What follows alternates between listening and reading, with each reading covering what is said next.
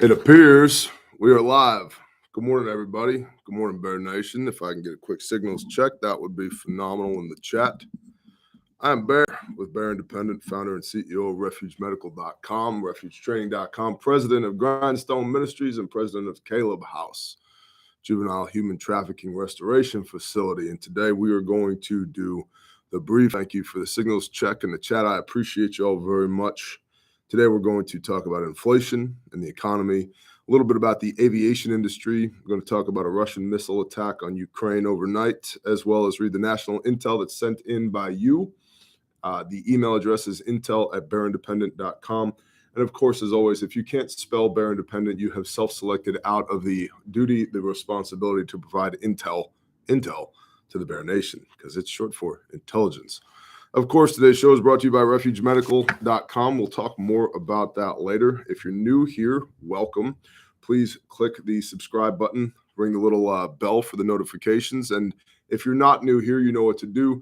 Please share the show with somebody you love. That helps us YouTube algorithmic robots in the ongoing war against individual voices here on this platform. Now, the comedian Ron White has two levels of preparedness. One is find a helmet, and the other is put on the damn helmet. And based upon my current understanding as of this morning, 10 March 23, we're still squarely in the find a helmet phase. So hopefully you found a helmet, you know where it is.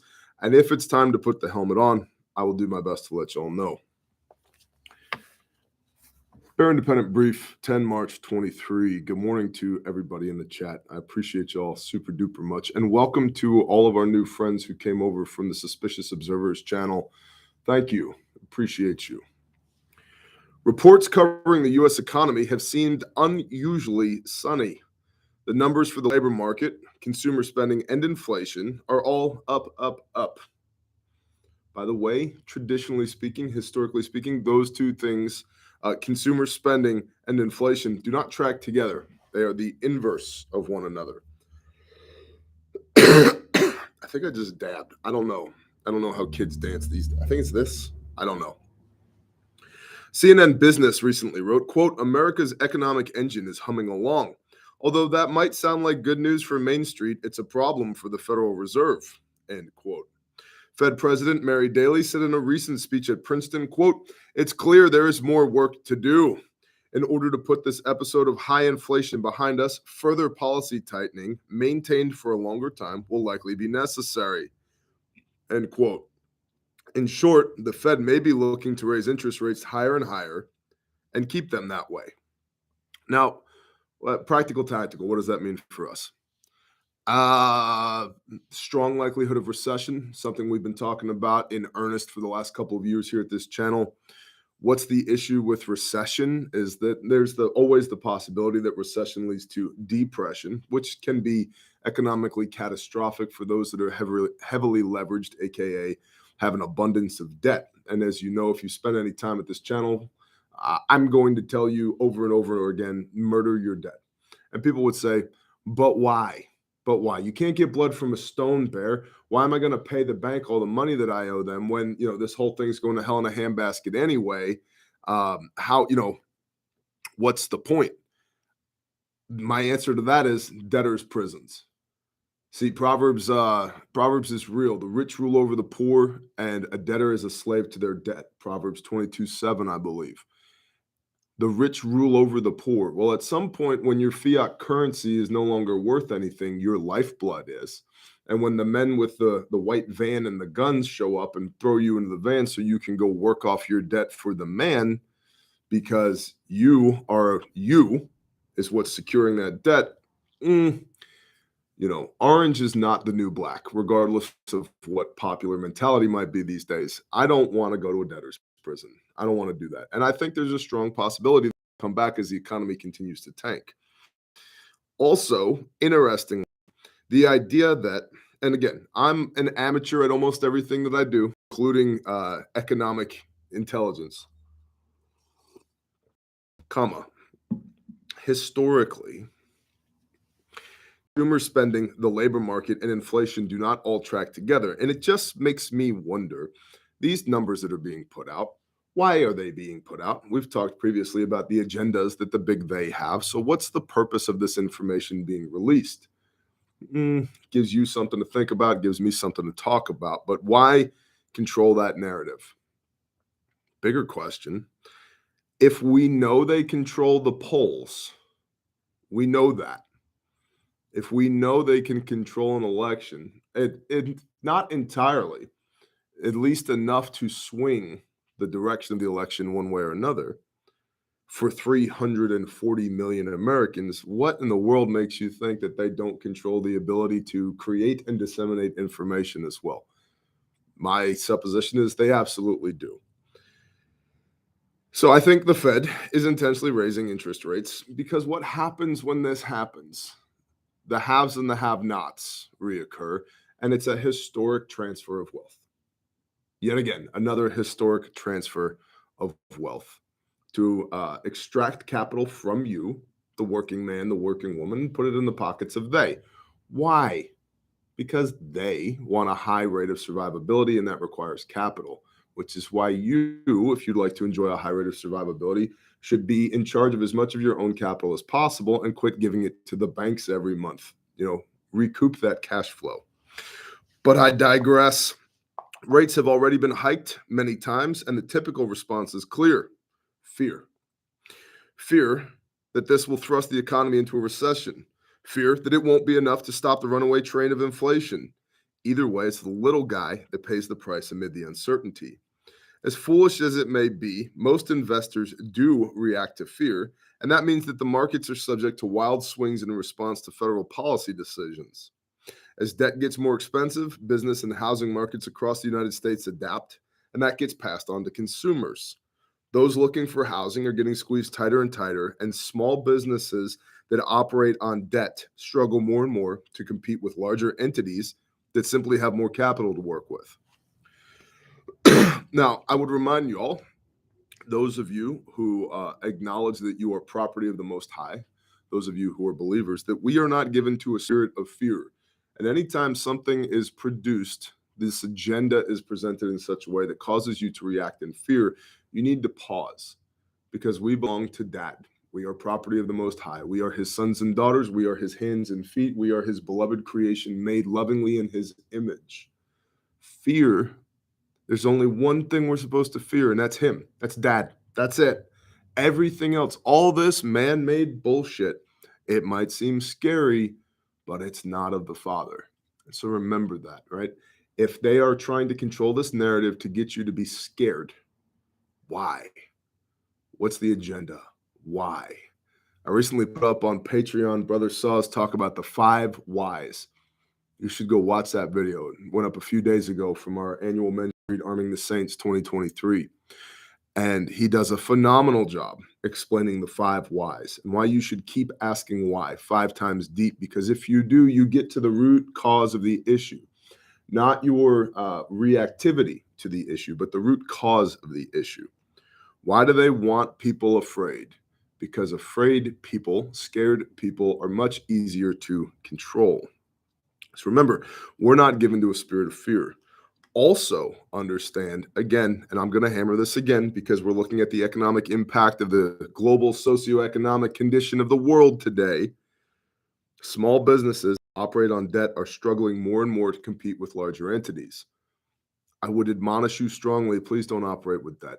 We don't do that with Refuge Medical.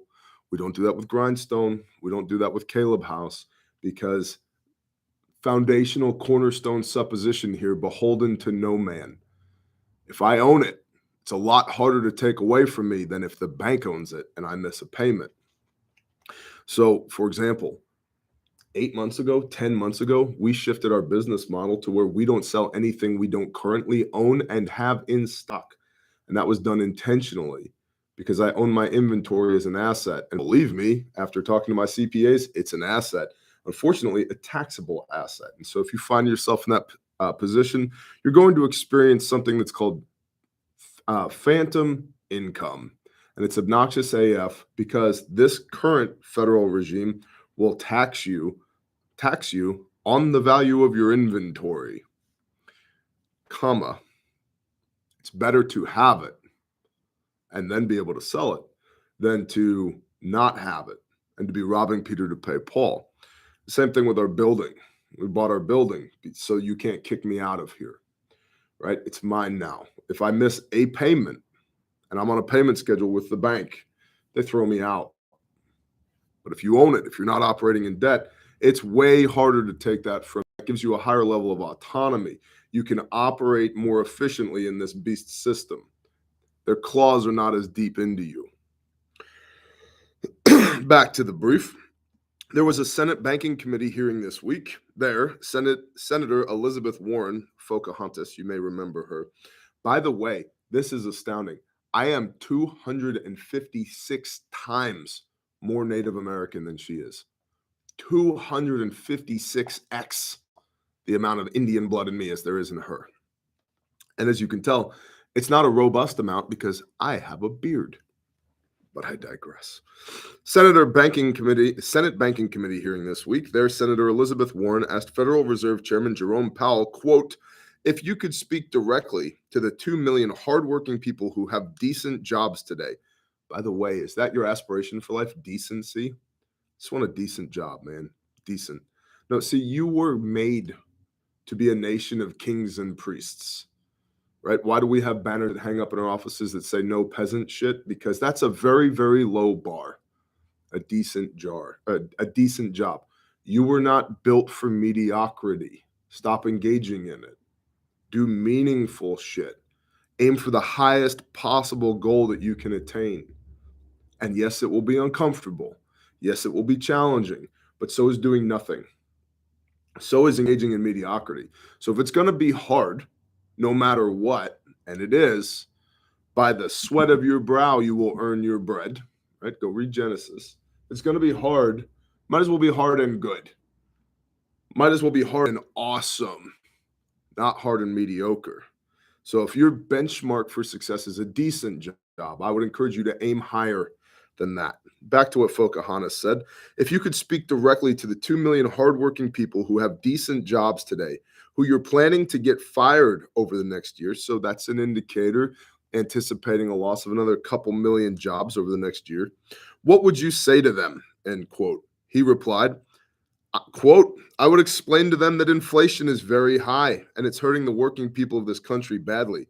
All of them, not just 2 million of them. Oh, no shit. Thanks, buddy. But all of them are suffering from high inflation, and we are taking the only measures we have to bring inflation down. We are taking the only measures we have to bring inflation down. Does that mean the economy is going to run off the rails? Not necessarily. Is it possible? Absolutely. What's the rate of possibility? What's the likelihood? I'd give it a coin toss at this point. That's the point of this channel. Bear independent. Be independent of the broken, fragile system. Read the writing on the wall. Not looking so stable out there.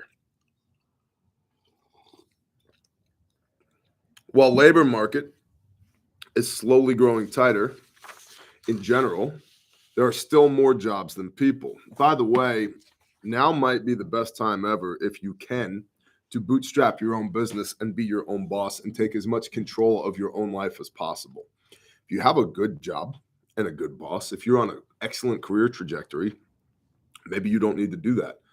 But again, if you're barely getting by where you're at, if you're barely making ends meet, right? You're just struggling. Well, newsflash, homie, it's hard either way. Might as well struggle for you and yours rather than struggle to run on the hamster wheel for somebody else every day. So let's read this paragraph again. And if you're new here, I'm very prone to going on tangents and jumping into rabbit holes. I apologize for the disaggregated information that I throw at you, but that's the way my brain works. While the labor market is slowly growing tighter, in general, there are still more jobs than people. However, many people will say that those jobs are not offering what people need to make ends meet as inflation presses in on their finances, and so many individuals are working more than one job just to get by. Tech and finance companies have been slashing their workforces while other sectors continue to grow. One Bear National, that's y'all, wrote in and said, quote, I have worked in aviation my entire life. The aviation industry is in shambles right now.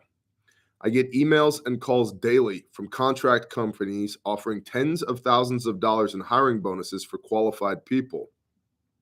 Companies are paying top dollar for unqualified workers. My current company is offering over $30 an hour for Jiffy Lube techs to come in and work on planes. Shortages of all kinds. Generic sealant is now at dangerous levels, meaning it is no longer free stock. As a hangar, we have a sealing day where everyone uses and shares sealant. Otherwise, it is virtually unobtainable. Customer executive jet visits have become warranty work only. Even the biggest companies in the world will not authorize simple repairs and labor costs. Quote, which explains why I would much rather drive in the country than fly in a plane.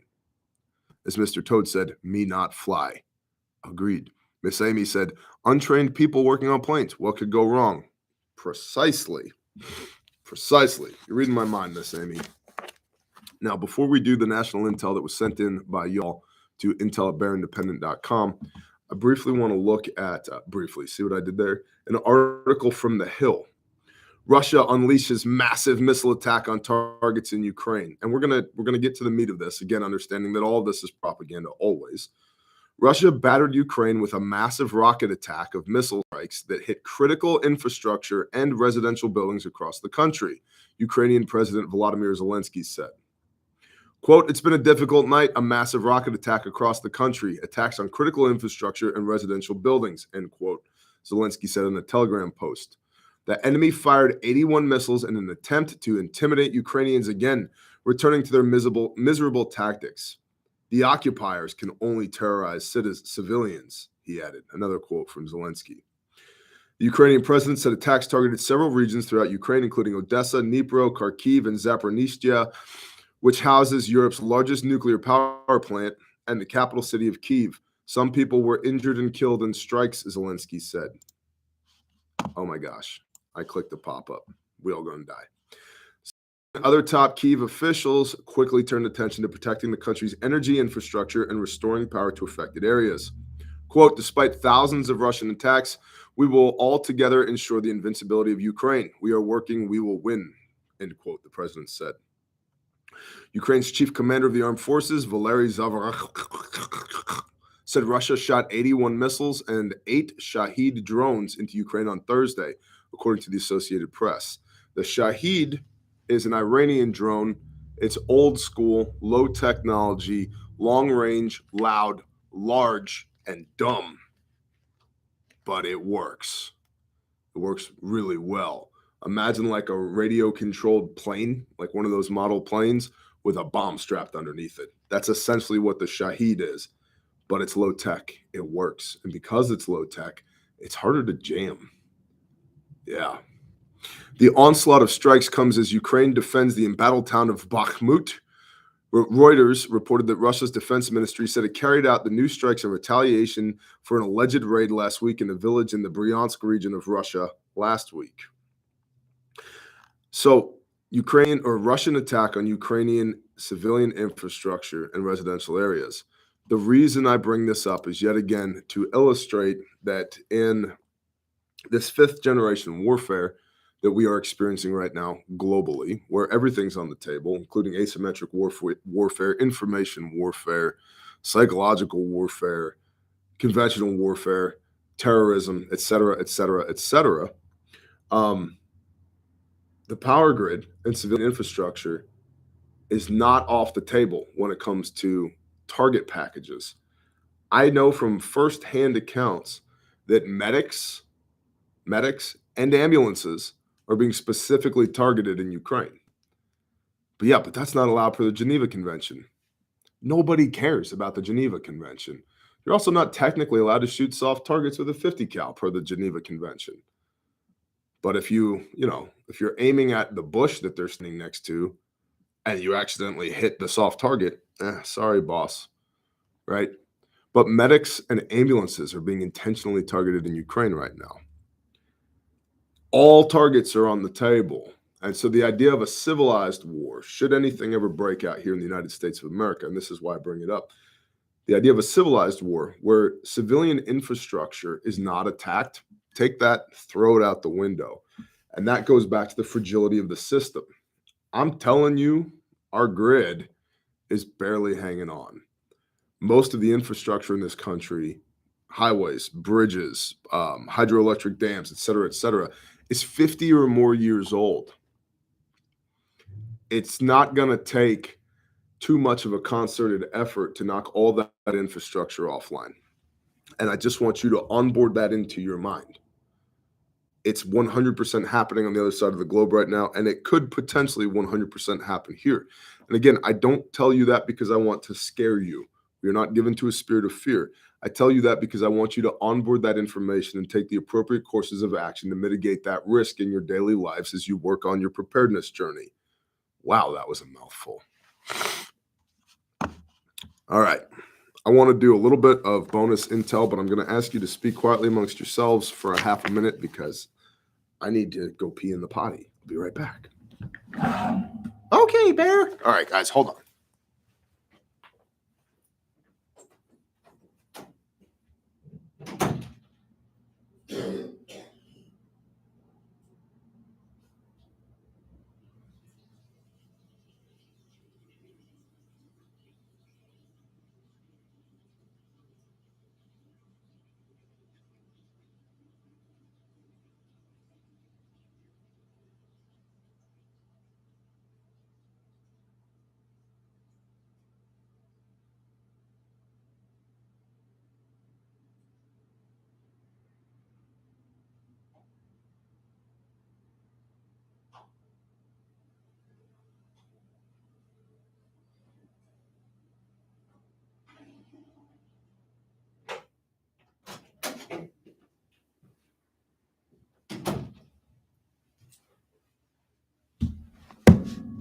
I'm back.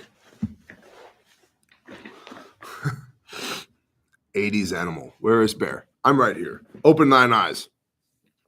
Bear Independent bonus intel from y'all. Intel at bearindependent.com. These are all quotes. I'm not going to say quote over and over again. So just know that these are all quotes.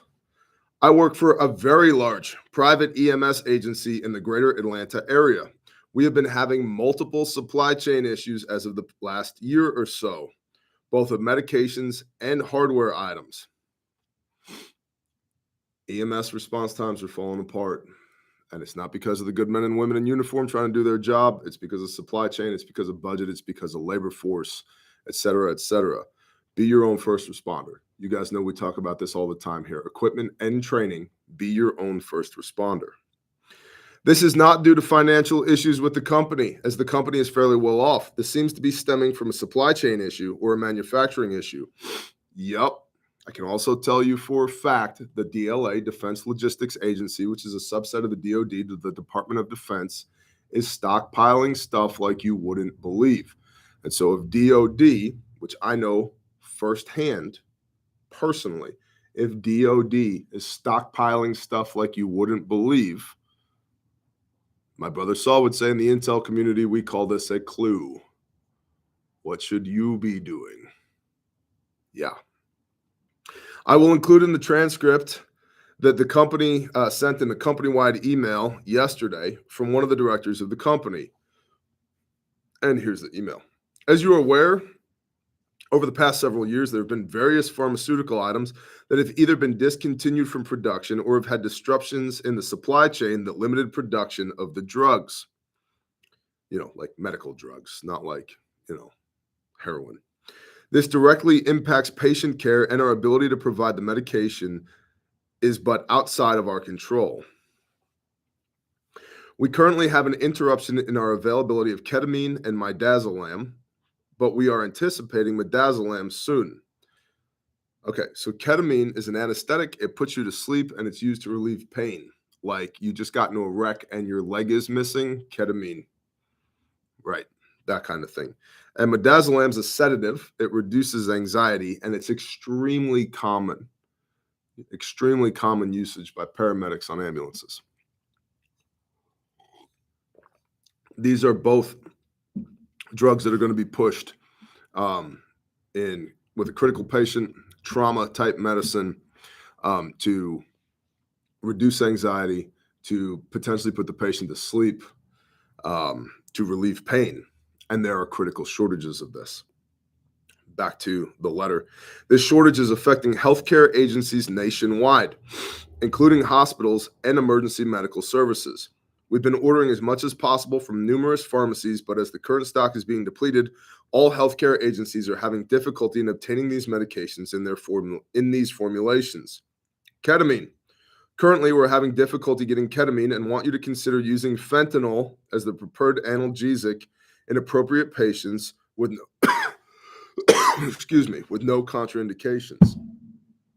Therefore, we need to conserve ketamine and use it judiciously. We are also reducing the PAR level in the controlled substance down to 1 vial so we can keep as many boxes stocked as possible. 1 vial. Negative. See, typically, ketamine and midazolam, it's like Oprah. Everybody gets some. You look under your chair. Oh my gosh, it's ketamine, right? Not anymore.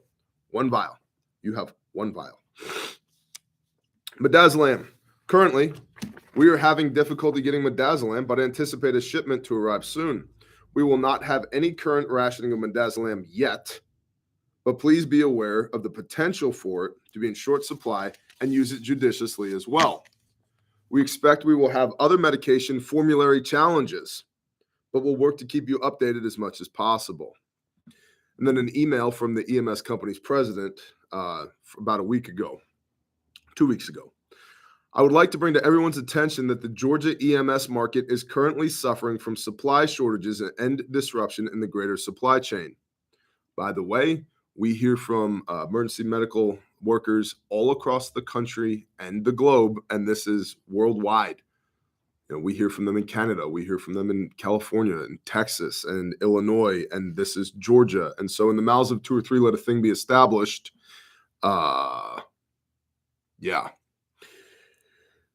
Below are some of the back-ordered items. Lancets, 18-gauge IV catheters, 6-inch ACE bandages. Got those at refugemedical.com. Emesis bags, infant pulse oximeters, Refuge Medical.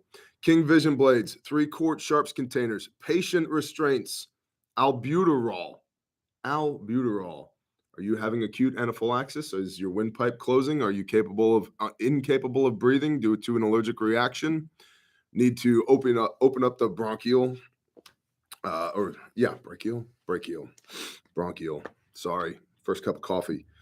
Albuterol, man. This is what they give to your kids when you get the little breathing treatment machine. Albuterol, because it opens up the airways. It's a steroid. Yep, don't have any of that. Amiodarone, which is used to treat life-threatening ventricular arrhythmias. Heart problems. I wonder why there's a shortage of amio. I mean, has anything happened that's causing acute heart failure? Yeah, I mean, in the last couple of years, maybe. I might have missed something. I'm not entirely sure what it is, what it could be. But anyway, completely unrelated, there's an international shortage of amio. We are actively working with our vendors to find other solutions while the shortages are occurring. And another bit of intel sent in from Michigan. Different thought, shifting gears, although still super relevant to us. Southeastern Michigan ice storm from a first responder's perspective. Just thought I would send you all an email with my perspective, experience, and lessons learned. Just my background to start, I've worked in public safety for almost 20 years in Michigan. I'm a firefighter, paramedic, and most recently began working as a police officer. Bravo Zulu, brother, good job. That's quite a resume. I say that to preface, as I am not new to storms or local community-sized disasters. The recent Michigan ice storm showed over 750,000 people without power. Do you have backup generation? Any backup generation? Do you have any alternative heating methods? The amount of calls I had to field the other day was more than I have ever responded to at my local department. I was lucky because many times I am working alone, but I had a partner the other night. We had multiple large trees and branches down, preventing the passage of an ambulance or fire truck through the area. One of the main roads out of the city was completely blocked by large trees across the road. And he has this in all caps. Keep your cutting tools ready to use. There's a reason I carry a minimum of one chainsaw on my truck at all times. I have two currently. Steel MS362 20-inch bar running steel RS full chisel, and a steel 391 running a 25-inch bar steel RS full chisel. And chaps and helmet and ropes and come-alongs and chains and scrunches and files and fuel and bar oil and axes and felling wedges and all the other things that go with the chainsaw that live on my truck. And it's not just because I'm the president of Grindstone Ministries and we go deal with tornadoes and hurricanes. It's because I live rurally and stuff like that happens more than one might think. I have it on my truck ready to go. In fact, we were going to Caleb House, our juvenile restoration facility. And on the way to Caleb House, there had been some straight line winds the night before, and we couldn't get into property because on the county roads, there were trees down all over the road. So it was myself in my truck and my brother Dudley in the dump truck, and we had to hop out and clear trees from across the road simply so we could get into where we were trying to go.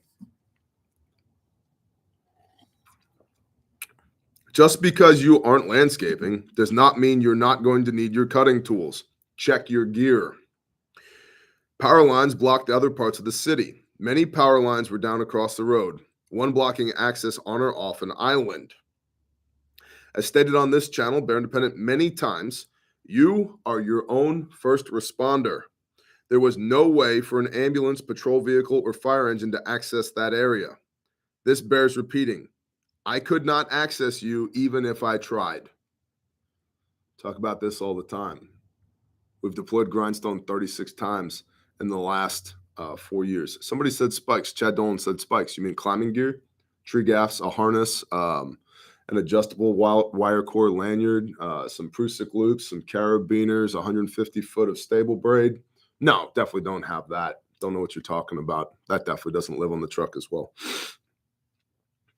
There was no way for an ambulance, patrol vehicle, or fire engine to access this area. That bears repeating. I could not access you even if I tried. I should add that many people figured they would just drive over the power lines. They figured it would be okay and wanted to argue with me. I told them once they drove over to make sure they were ready to meet Messiah. Please don't drive over down power lines. What I learned as a veteran prepper. Many are woefully unprepared when it comes to heating their homes in a power outage. This is Michigan, where we have a real winter every year. Have a plan and have a backup. Understand that when caution tape and barricades are set up after a storm, this is not like wearing a mask.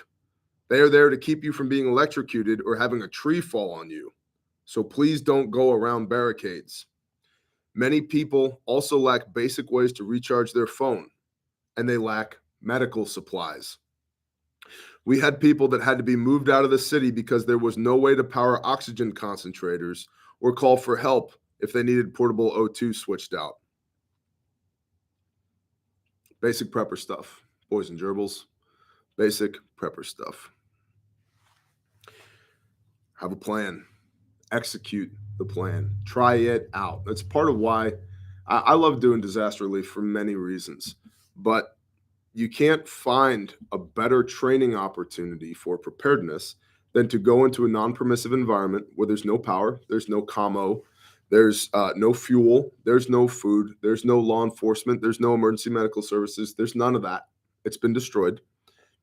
Take your systems, go into that environment, and then functionally operate to do good, to be a blessing to other people and pressure test your systems. It's amazing. It's tremendous. You learn so much by doing that. So that's the brief for today. If you're one of them fine Americans that jumps off when it's time to talk about how to support the show, this is your invitation to beat feet, skedaddle, get out of here. Have a blessed day. Shalom. As for everybody else, we're going to talk quickly about Patreon, Refuge Medical, Refuge Training, and Grindstone Ministries. On Patreon, a couple of days ago, we talked about economic issues today. I said a couple of times, hey, maybe you should consider being your own boss. Well, on Wednesday morning, I put up a video called Starting a Business, about a half an hour long. One of the patrons asked and I answered, and there's some really good information in there if you're considering that. Patreon's $5 a month, $5 a month. There's a link to everything I'm about to discuss in the description of this video, this live stream, and every other video and live stream here, okay? I'll stay. I don't give up. Thank you, Mr. Toad. How to start a business. That video is easily worth $5 on its own, okay? Also, this morning, the March Q&A video went up, answered several various questions on there. What's my favorite time signature to play drums in? And how do, what equipment do I recommend to produce content, and so forth and so on. So you can check that out. Links in the description. It's $5 a month, and there's 20 or more exclusive pieces of content per month at Patreon, okay? refugemedical.com. Link in the description. It's Friday. It's payday. If your medical needs are not fulfilled, if you don't have what you need to have, I would encourage you today to go to refugemedical.com, do some window shopping, maybe throw something in a cart, maybe even check out. Entirely up to you. You get to choose whether or not you want to engage with our American-made small businesses. But I love you if you do, because that helps us feed the 23 families that we have working with us. We make everything here. Every stitch, every grommet, every piece of fabric, every thread is made here. It's guaranteed forever. And it's made by real Americans that we pay a living wage to. If you break it, I'll replace it at no cost to you. If you use the contents of your kit to save somebody's life, I will replace them at no cost to you. When we say something is in stock, that means it's under our roof. We own it, and I will send it to you today.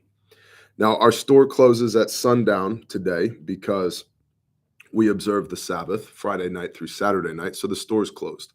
So you can either get it before sundown today, or you can come back after sundown on Saturday, Shabbat. That's entirely up to you.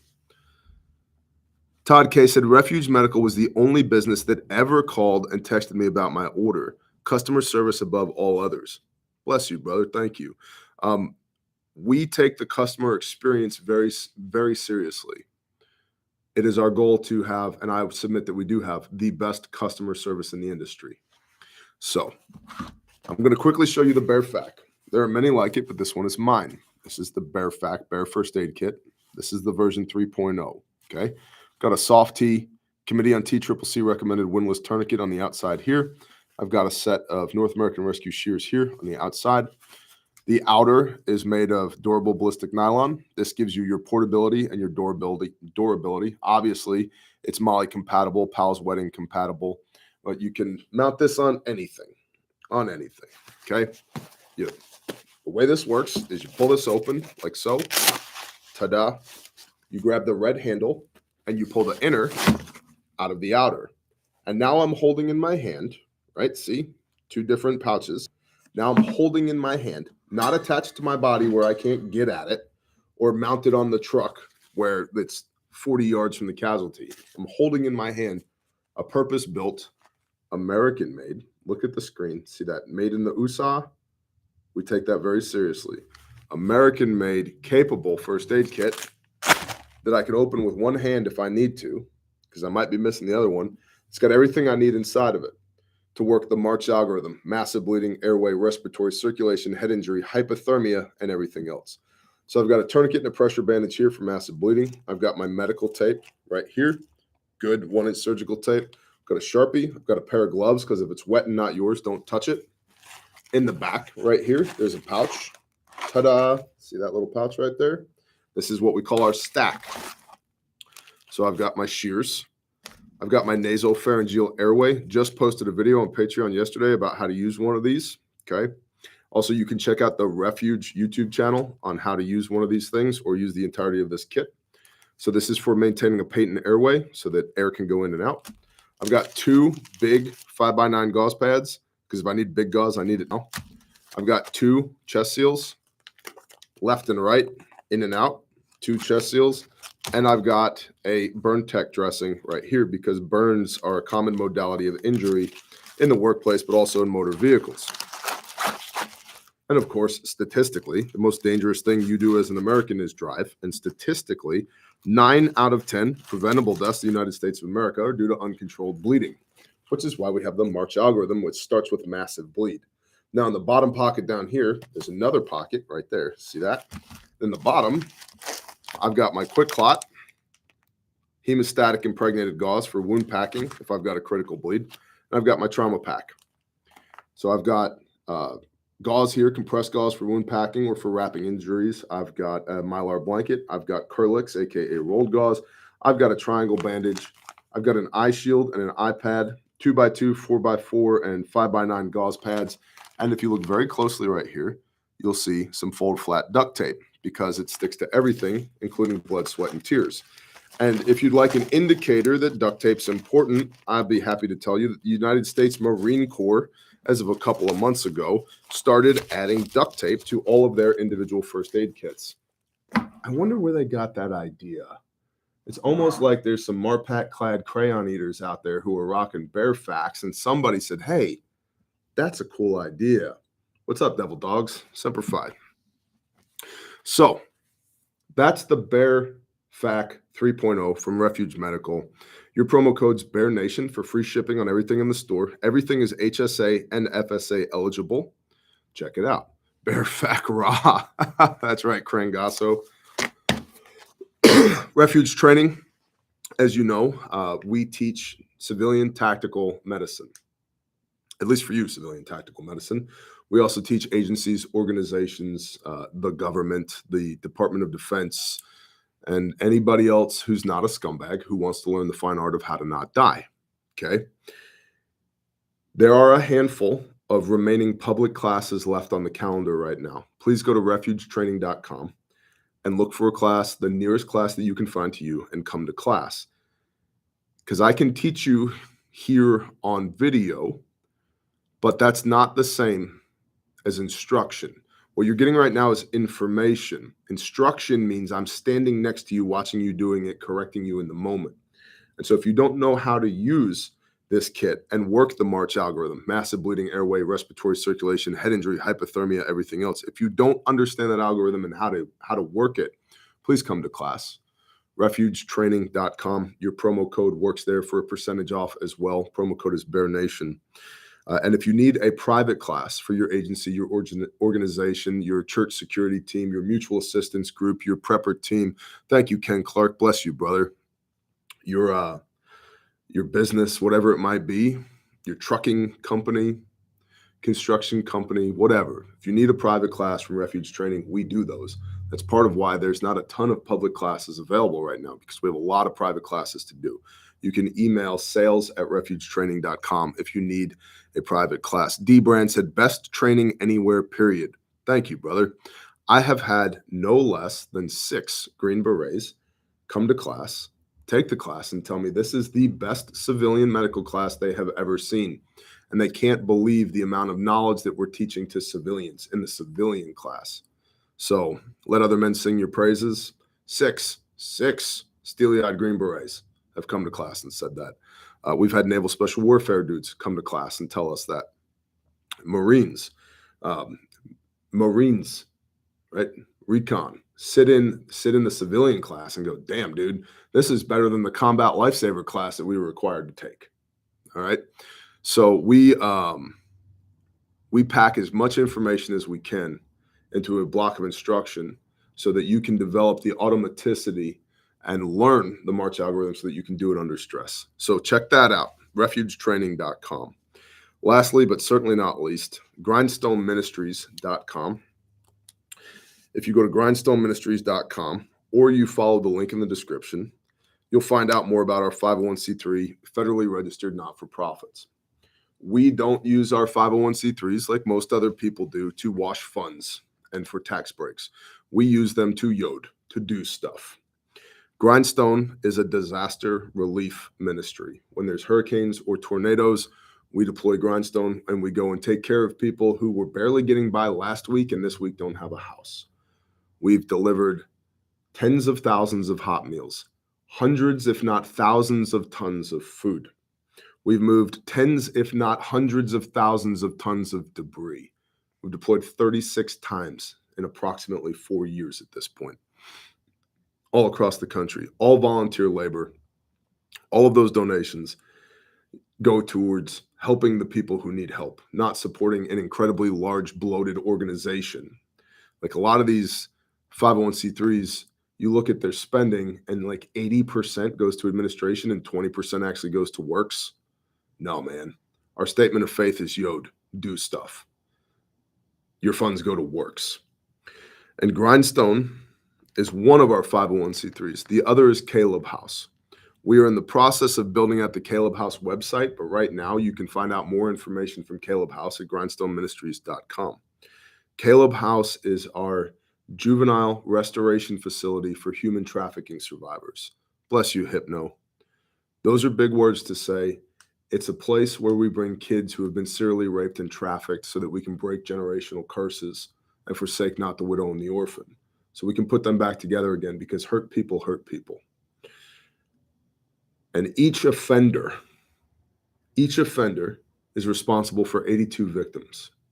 Think about that.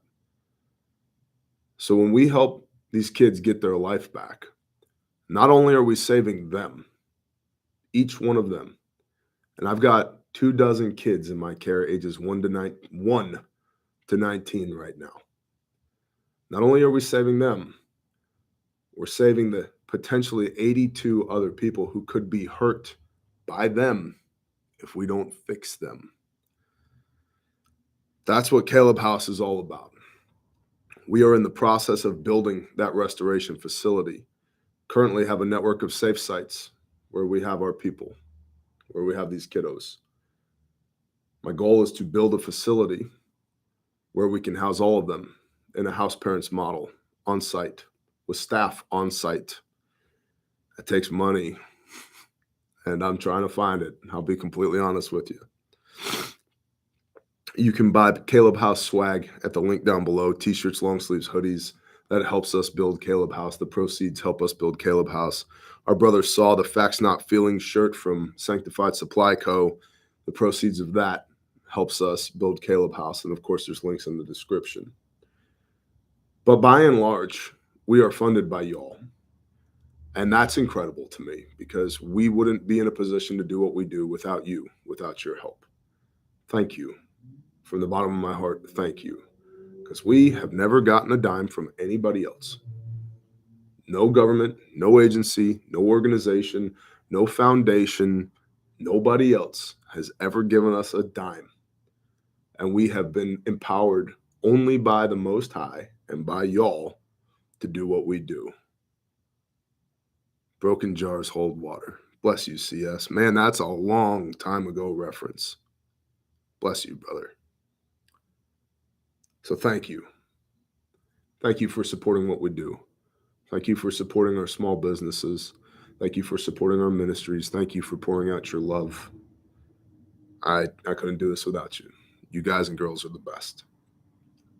The last thing I want to leave you with is, if you did not see the live stream that we did with Ben from Suspicious Observers yesterday, check that out. That was a really good show. It's here on the channel. You can just, it went up yesterday about noontime. So shout out to Ben. Shout out to everybody who came over from the Suspicious Observers channel. Welcome. You may find here that we're a little bit different than every other YouTube channel. And we are unapologetically peculiar. And I'm cool with that. But you'll also find, I think, that there's not a better audience on the face of the world than the Bear Nation. And we, on this side of the camera, because it's we, it's not me, it's we. I am surrounded by a team of awesome people. Bless you, Joe Williamson. We, on this side of the camera, take very seriously the calling that the Father has put on our heart, to be his hands and feet, to be a conduit, a pipe for blessings, to let the living water flow to the best of our ability, to live our lives in such a way that puts a smile on the Father's face, and to encourage and instruct others to operate at that level, to go out into the world and be the light. We're not like any other YouTube channel, and I think that's phenomenal. So, with all that being said, it's Friday, it's day of prep. Y'all go get some. Make the Father smile today. Do the things and be the light. I love y'all. Shalom. Bless you, Stephanie. Bless you, Stephanie. Shalom.